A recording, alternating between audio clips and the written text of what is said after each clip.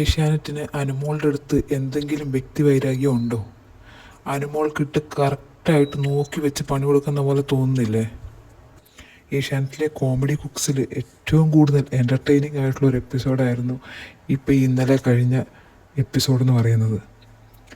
പൂക്കീസിനെ സംബന്ധിച്ച് പൂക്കീസ് ഇതുപോലെ എൻജോയ് ചെയ്ത ഒരു എപ്പിസോഡ് ഇല്ലയെന്ന് തന്നെ പറയേണ്ടി വരും. അത്രയ്ക്ക് അർമാദിച്ചിട്ടാണ് ഓരോരുത്തരും ഈ ഒരു ടാസ്ക് ചെയ്തത്. അതുമാത്രമല്ല, എന്താ പറയുക, കുക്സിനെ സംബന്ധിച്ചിട്ട് ഏറ്റവും കൂടുതൽ ഇറിറ്റേറ്റിംഗ് ആയിട്ടുള്ളൊരു ഒരു എപ്പിസോഡും ഇത് തന്നെയാണെന്ന് തന്നെ പറയേണ്ടി വരും. ബിക്കോസ് പൂക്കീസ് എല്ലാവരും അർമാദിക്കാൻ പോയത് കൊണ്ട് കുക്സിന് പൂക്കീസിൻ്റെ കയ്യിൽ നിന്ന് വലിയ സഹായമൊന്നും കിട്ടുന്നില്ല. അതാണ് പ്രധാന കാര്യം എന്ന് പറയുന്നത്.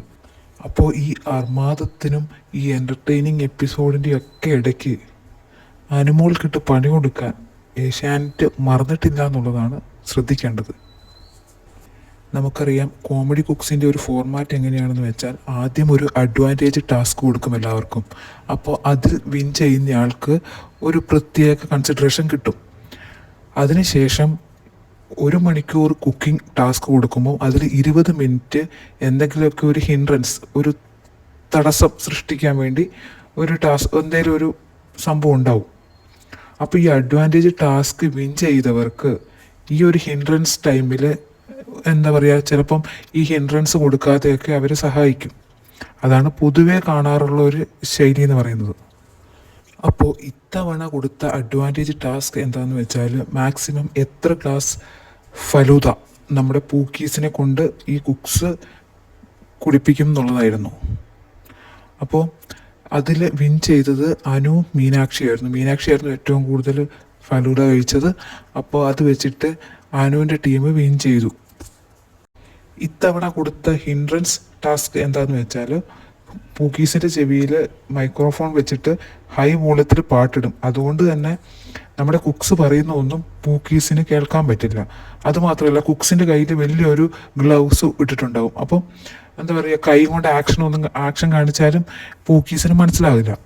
അപ്പോൾ ശരിക്കും പറഞ്ഞാൽ അഡ്വാൻറ്റേജ് ടാസ്ക് വിൻ ചെയ്ത അനുവിനും മീനാക്ഷിക്കും ഈ ഒരു ഹിൻഡ്രൻസ് ടാസ്കിൽ നിന്ന് എന്തെങ്കിലുമൊക്കെ ഒരു ഇളവ് കൊടുക്കുകയായിരുന്നു പൊതുവേ ഉള്ള ശൈലി വെച്ച് ചെയ്യേണ്ടിയിരുന്നത്. അതിന് പകരം ഇവിടെ അനുവിനോട് ചെയ്ത ചതി എന്താണെന്ന് വെച്ചാൽ, അനുവിന് കൊടുത്ത അഡ്വാൻറ്റേജ് എന്താണെന്ന് വെച്ചാൽ ജിസേലിനെ ഹെൽപ്പറായിട്ട് വിളിക്കുക എന്നുള്ളതാണ്. അതായത് കുക്കിംഗ് ടാസ്കിൽ ജിസേൽ വന്നിട്ട് ഹെൽപ്പ് ചെയ്യുന്നുള്ളതാണ് അനുവിന് കൊടുത്ത ഒരു അഡ്വാൻറ്റേജ് എന്ന് പറയുന്നത്. ഇത് മനഃപൂർവ്വം പ്രശ്നങ്ങൾ സൃഷ്ടിക്കാൻ വേണ്ടി ചെയ്തതാണെന്നും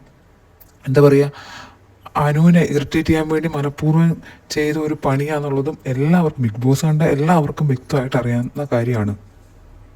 ഇവർ തമ്മിൽ ബിഗ് ബോസിലുണ്ടായിരുന്ന ആ ഒരു ക്ലാഷ് ഇവിടെയും സൃഷ്ടിച്ചെടുക്കുകയും അതുവഴി TRP കൂട്ടുകയും കണ്ടന്റ് ആക്കാനൊക്കെ മനഃപൂർവ്വം ഓരോ സംഭവങ്ങൾ ക്രിയേറ്റ് ചെയ്യുന്ന പോലെയാണ് എനിക്ക് തോന്നുന്നത്. അല്ലാതെ ഈ ഒരു ഷോയിൽ ജിസേലിൻ്റെ ഒരാവശ്യകതയും ഞാൻ കാണുന്നില്ല, ഒരു ഇമ്പോർട്ടൻസും കാണുന്നില്ല.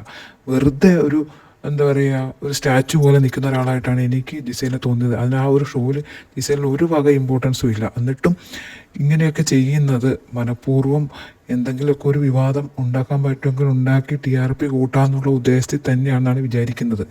അതുകൊണ്ടാണ് ഈ ഒരു അഡ്വാൻറ്റേജ് ടാസ്കിൽ ജിസേലിനെ അനുവിൻ്റെ ഒരു ഹെൽപ്പറായിട്ട് കൊടുത്തത് തന്നെ.